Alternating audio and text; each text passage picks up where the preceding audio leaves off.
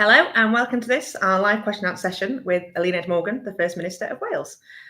We've been asking for your questions for the last few weeks now, and we've got a big section to get through, lots of different topics, but we also want to hear from you live. So if you're watching this on Facebook or on YouTube, you can comment below and we will see those comments during the interview and we'll be able to put some more of your questions to the First Minister. Eluned Morgan, good morning. Thank you for joining us today. Thank you. We're going to go through quite a lot of different topics. Okay.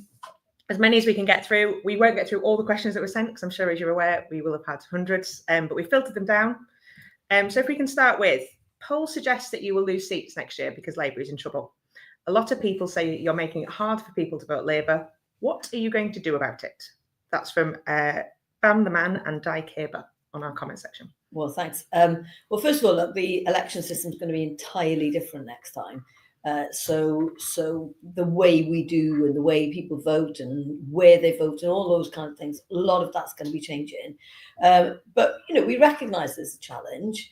So one of the things I've done is the first thing I did when I came into power was to go out, because I just got a sense that people felt we were perhaps not as connected with them as we should be after, because we've been in power for a long time. We recognise that. And I was a bit worried that there was perhaps too much of a distance between people in Cardiff Bay and, what was happening out on the streets. So the first thing I did was to go out across the whole of Wales, listen to people directly to find out what was it that they cared about. So I've come back, listened to that, set those things as my priorities, making sure we get quality jobs, making sure we sort out the NHS, making sure that it's easier to get around in your constituencies. But also giving opportunities to people in terms of education and housing. And I've tried to just get the focus a bit more on those things that are the most important things for people in Wales. Swansea Man asks, when will the number of councils shrink down from 22 to 7? Swansea Bay region could easily be like Greater London with enough investment and people moving there. Well, there was a reorganisation already in 1996. So there used to be 37 district councils. So you think there's a lot now. There was a lot more back then. Look, 22, I think that is a lot of councils. I think people recognise a lot. One of the things we're trying to do is to get them to work together a bit more. So we've got these things called CJCs, so they're corporate joint committees. So they're working together a bit better, which means the kind of back office stuff and things like transport, we're making them work together on things like transport, on economy, so that the back office stuff they can share. So already it's been changed, but that's the way we're trying to do it at the moment. You said that you think 22 is too many. So do you think it is? Are you going to pursue a more formal, as we've seen on the table a number of times since 96? Well, look, you've got to pick your battles in politics, and there'll be a lot of decisions to make before the next election in terms of which of the things we really want to promote. We recognise that 22 is quite a lot for a population of 3.1 million people. We've just got to work out, right, do we have the battle there? Do we have the battle in relation to the health boards? Do we have the battle? There's lots and lots of things. You can't fight on too many fronts in politics. You have to pick your battles. You said that this election period, that's only about 14 months away. Yeah. The next 5-year Senate term, would it be something that a Labour government would be looking at? Well, look, the decisions as to whether we pursue that will be made before the next election. The next question is from Cardiff Girl 17 and Taffy Jimbob. The major route into South Wales is like a car park at some point most days. Will you reconsider the decision not to go ahead with the M4 relief road? Look, I understand that people stuck in those traffic jams just get really, really frustrated. We've all been stuck in those traffic jams and it drives us all nuts. The problem is to fix it costs, literally over £1 billion. And we just don't have the money to do that. That's the reality. So what we're trying to do is to try and get people to use different modes of transport, trains. There's a lot more money going into trains now. The rail system is massively improving in Wales.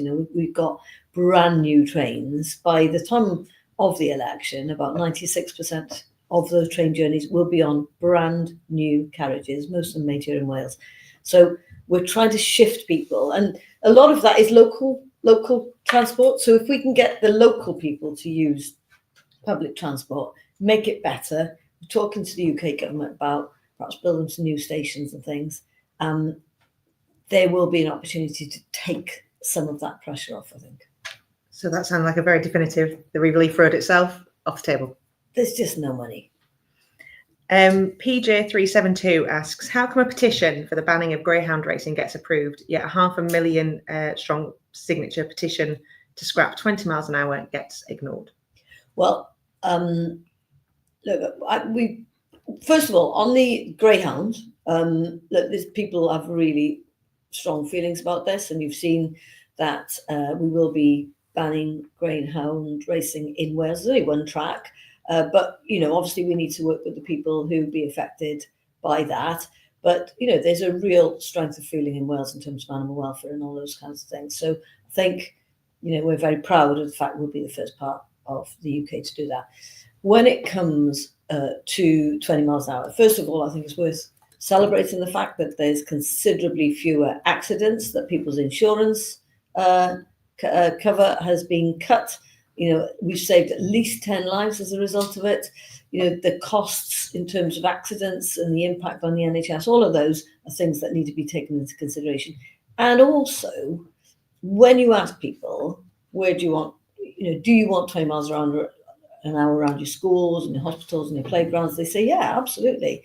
It's the kind of through routes that people get really annoyed about. And I get that because, I'm somebody who's in the past been seen to be driving a bit too fast. But what we're trying to do now is to get locals to influence what happens locally through speaking to the councils.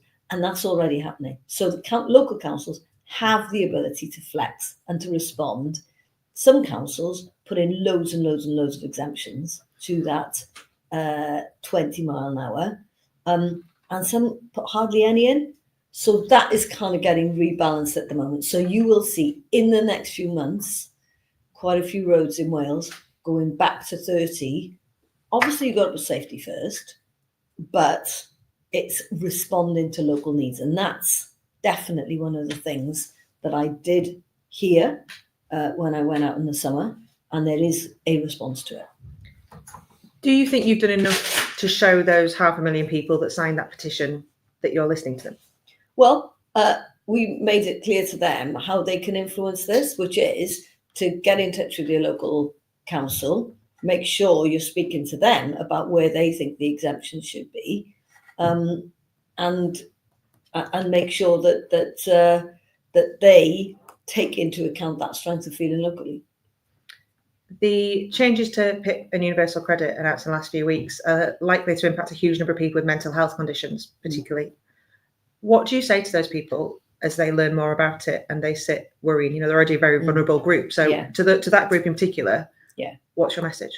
Look, I'm really worried about people and the proposals, and particularly the really vulnerable people. It's not just mental health, it's physical health. But it's a real worry for people, and part of the worry is not knowing, are you going to be impacted, where the line's going to be drawn, and when it's going to come in. So all of those things, that's really stressful for people. So look, this is a UK government decision, right? It's not my decision. This is absolutely the UK government who's got to defend this position. What I can do in Wales is to make sure that we try and support people as much as possible, particularly with those physical and mental health issues. So, we didn't used to be great at mental health. I think we're much, much better now. Used to have to wait years to get a mental health support. Now you can get it. We're up to 96% of people being seen being assessed within 28 days for the under 18s. Got to get in there early. And that's, I think, where we need to get to, is get the support in as early as you can so it doesn't build. I am really worried that if you cut people's benefits without taking them on a journey, that's really problematic. And we know what works in Wales because we've done it through supporting young people into work.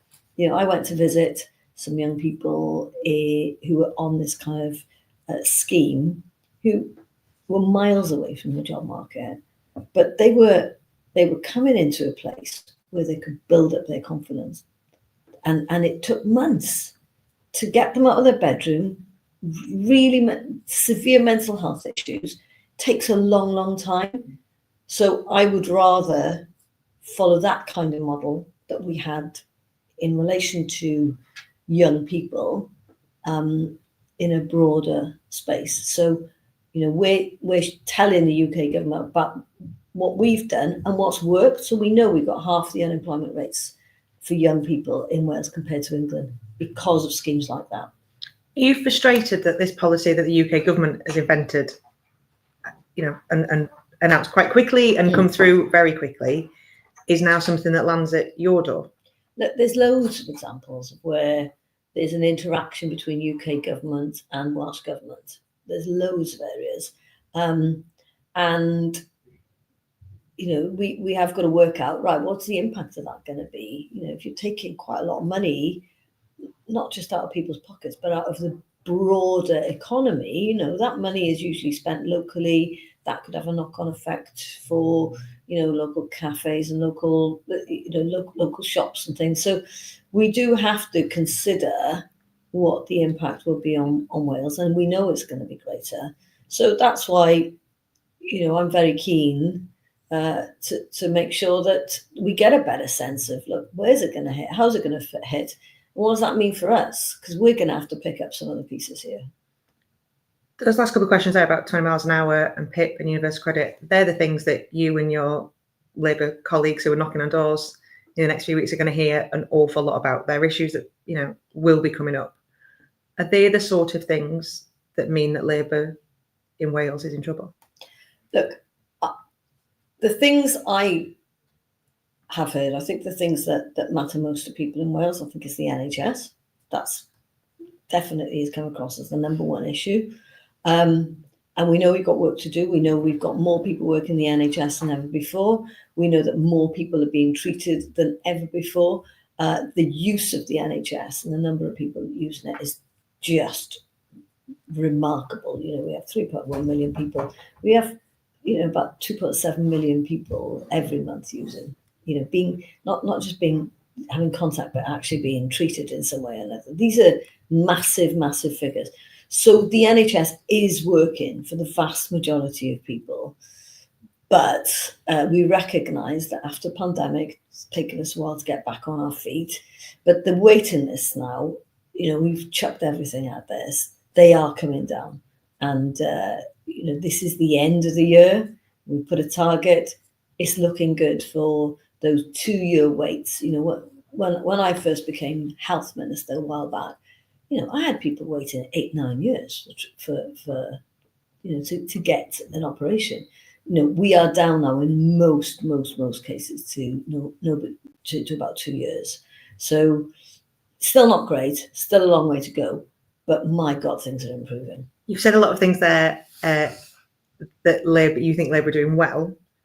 The polls show that it's going to be a tough ride for you the next year into the Senate election. How worried are you?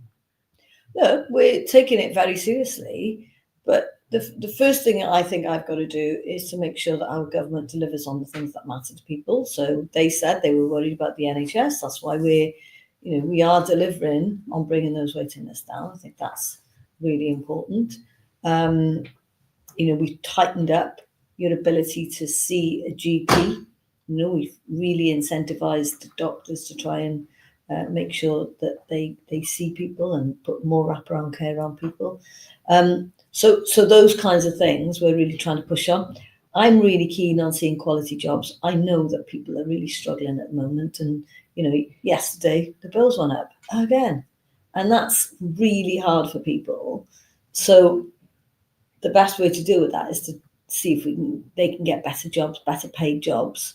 So for me, getting better paid jobs into Wales is also really, really key, which is why, I'm going to be hosting this investment summit at the end of the year to try and bring more money into Wales, more jobs into Wales. and making sure we've got the skills to do those jobs. On that question about the potential of the 2026 election here in Wales, Alvin Jones has asked, we're now just over 12 months away from the Senedd elections. How many current Labour seats are you expecting to lose to Reform? Well, because the system is entirely different, it's difficult to say, because the system will look nothing like it does at the moment. We're taking the Reform threat seriously. We recognise that there is frustration in some quarters. Look, as far as I'm concerned, Reform is not a terribly Welsh party. They don't really understand Wales. They're likely to fly Nigel Farage in for a couple of weeks, and then he'll disappear again, never to be seen again. I mean, seriously, they don't care about Wales. There's nothing Welsh about them, and they don't offer anything positive. Like, the only thing I know about them in terms of policy is that actually they want to introduce insurance to the NHS. Well, good luck with that one, because I don't think there's many people in Wales would be signing up for that. I've read a lot of the comments that were sent in, and we won't get them all to you, but I would, the cross section that we've had are people that say they don't believe Labour's a positive influence for Wales either, with those examples of PIP and universal credit or 20 miles an hour. What do you say back to those people? Well, what I would say is, don't take things for granted. We make decisions on where we spend money. You get free prescriptions in Wales. You don't get that in England. You are able to get support in relation to care, for example. There's a £100 cap on care in Wales. There's no cap on care in England. You might not love what we're doing, but I tell you what, if we weren't here and you saw cuts, my God, you would really feel the difference. And we support students. You think about, they got rid of the education maintenance allowance in England. We never got rid of that. We've now got flat rate bus fares for young people. So there's all of these things that people just have taken for granted. They've pocketed it. No other, I don't know whether other parties will make that promise. And listen, the NHS is a challenge. There's no question about that. But it's going to be a challenge to whoever's in government. It is, and we've all got to take some responsibility for making sure that we help out and keep ourselves healthy as well. Mark Turner said back to that, we're celebrating the Welsh Labour government's introduction of free prescriptions. What can Labour offer that's as radical ahead of next year's Senedd elections? Well, look, we're working up some ideas now in relation to that. It's too early to come up with those proposals, but one of the things we're going to be doing is listening to people across Wales in terms of, look, what is it you think we could be doing? We want this manifesto development programme to involve people and the public and trade unions, and what do people want to see? It's kind of an extension of that listening exercise, but looking into the future rather than looking at what we're doing now. Wales has asked, why does Labour lack such ambition, the home of inquiries and the lack of action? Why do we accept more cuts for less in return? Why doesn't Labour ask for more lawmaking powers? Well, look, I think we have got a lot of lawmaking powers. You just think about where we were at the beginning of this journey. It's been an incredible journey for the Senedd. 25 years ago, there was no lawmaking powers, no tax raising powers. Things have changed massively during that time. So, look, I think there are certain areas which need to tweak, but I'm more interested. My focus is on getting better delivery of services. That's what I'd like Welsh Labour to be. Let's do better at the responsibilities we have.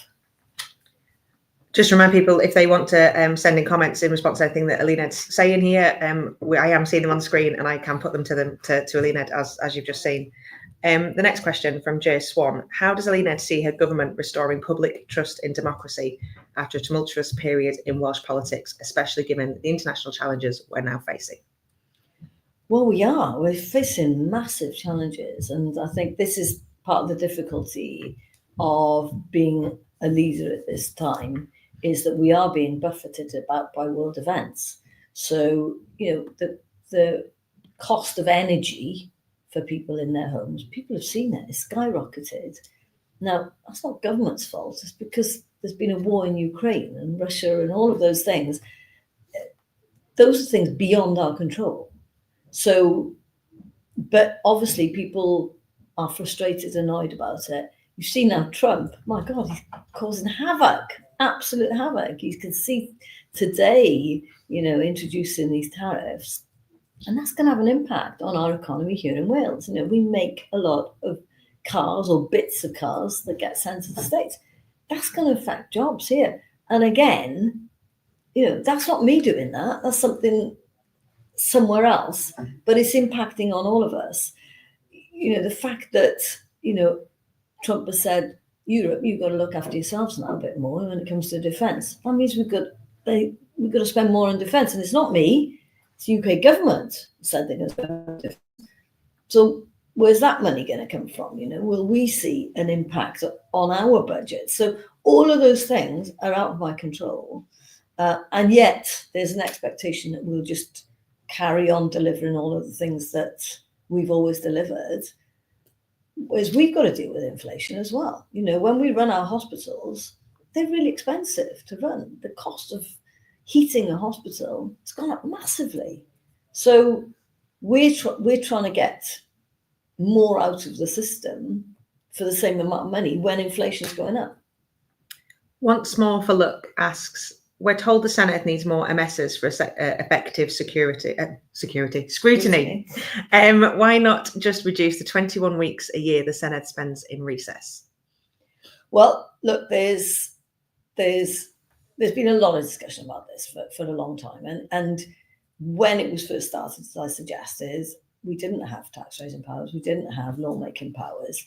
And we had 60 members then. If you compare it to, for example, Northern Ireland, they've got 90 members and about 2 million in population. Well, we've got about 3 million. So look, we're the smallest parliament in the United Kingdom. And I just think that if the public want people like me to be scrutinised, their voices need to be heard via their democratically elected representatives. And that's part of what this is about, making sure people's voices are heard.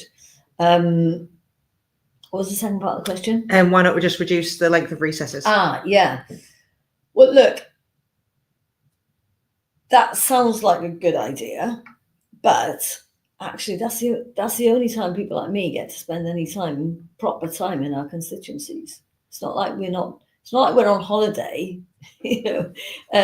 That's the time when we make sure that we're in contact with the people we represent, that we get to go out and meet them face to face. And if we're always in Cardiff, we don't get an opportunity to do that. So it is an important opportunity, I think, for us to get back. Recess does not mean holiday for elected representatives.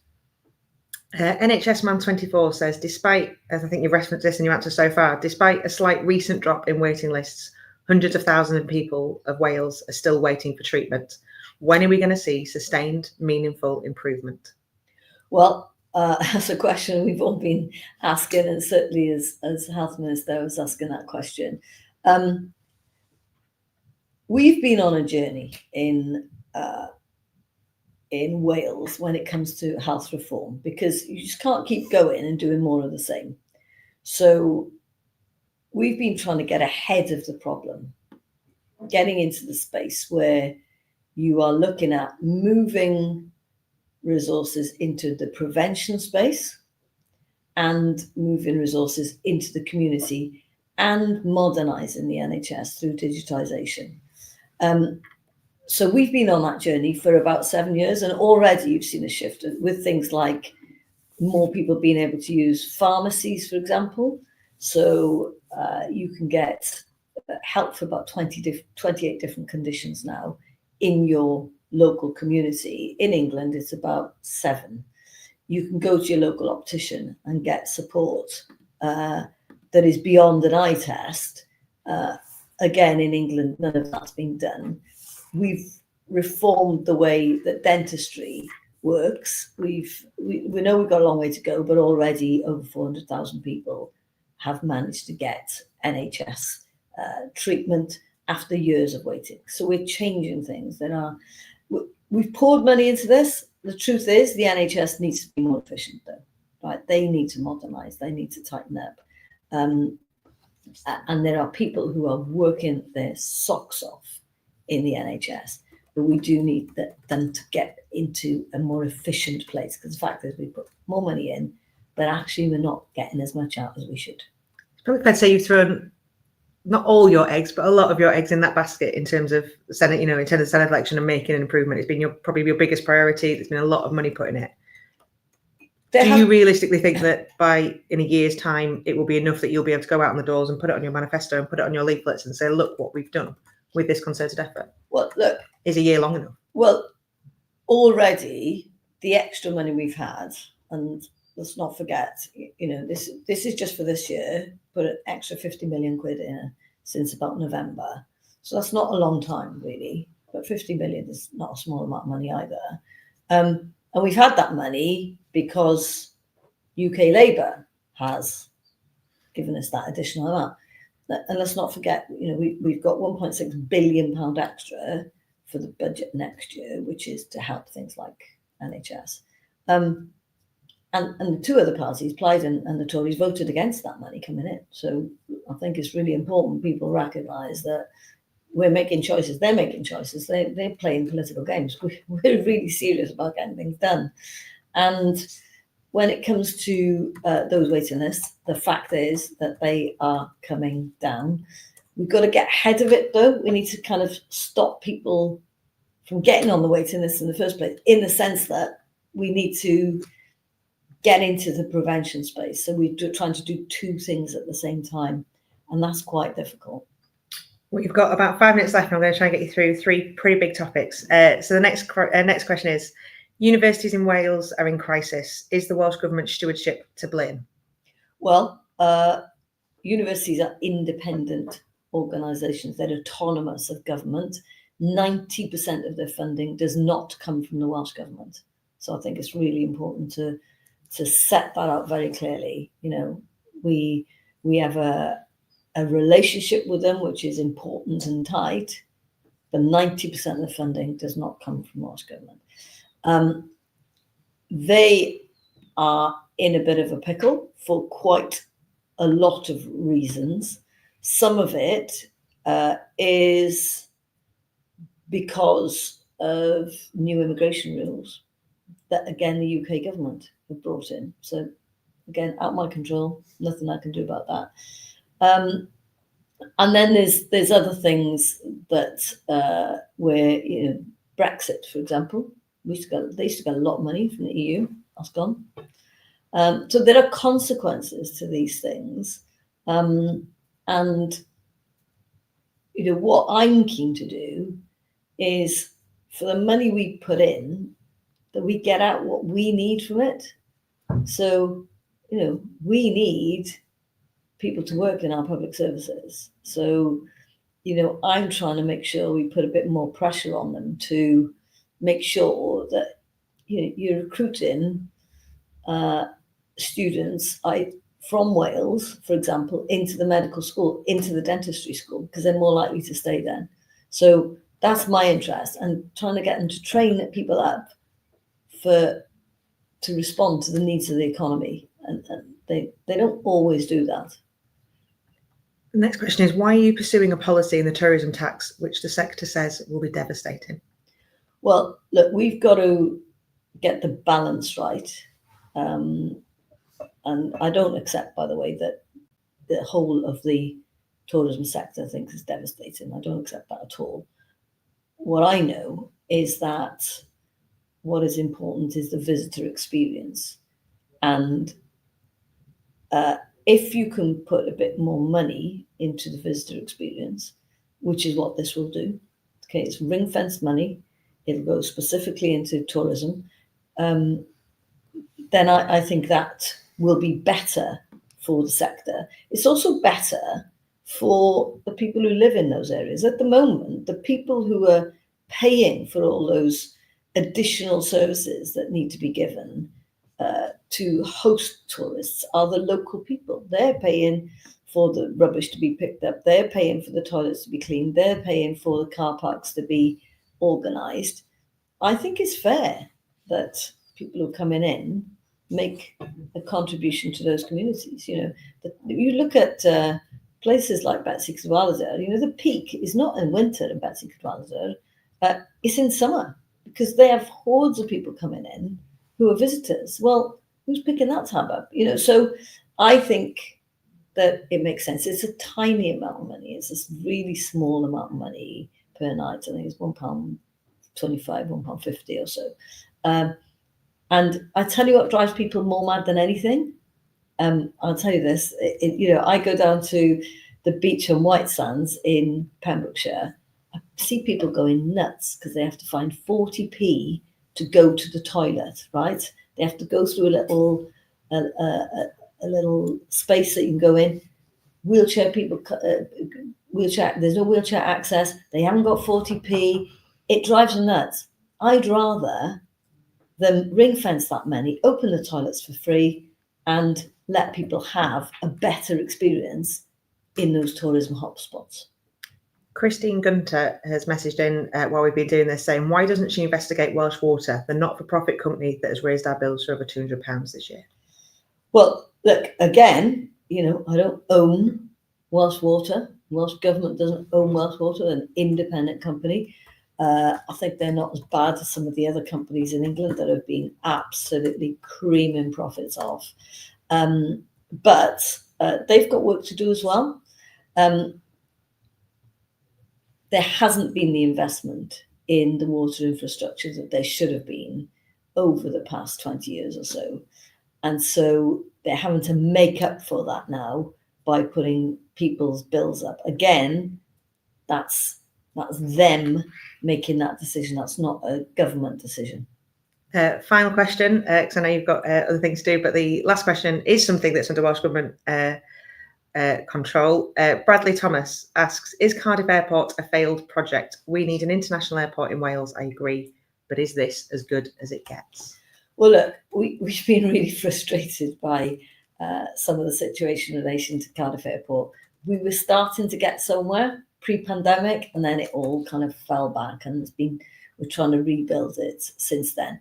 I think it's really important for us to have an airport in Wales. I think it would be a difficult situation for us to be one of the only countries in the world without an international airport. We wouldn't be able to host things like the UEFA Cup and the big events that happen here in the Millennium Stadium. So, and those things bring in a huge amount of money compared to the investment that we're putting into the airport. Look, I know a lot of work has been done to try and attract new airlines in. It's also important for economic generation in the area. So it's not just about the kind of tourism side of things. It's really important for the economy in and around that area. So I think it's important not to just focus on, can you go on holiday from there? Although, I think we'd all love to use Cardiff Airport more. They just need to land more airlines coming into it. Eluned Morgan, thank you so much. We've gone through a huge number of topics there. I apologise to anyone that sent in a question that we didn't get to. Thank you to Eluned for giving us her time. Thank you to everyone who has sent questions. And hopefully we'll be doing this a lot more as we lead up to the election. Eluned Morgan, First Minister of Wales, Jack and Bow. Deal.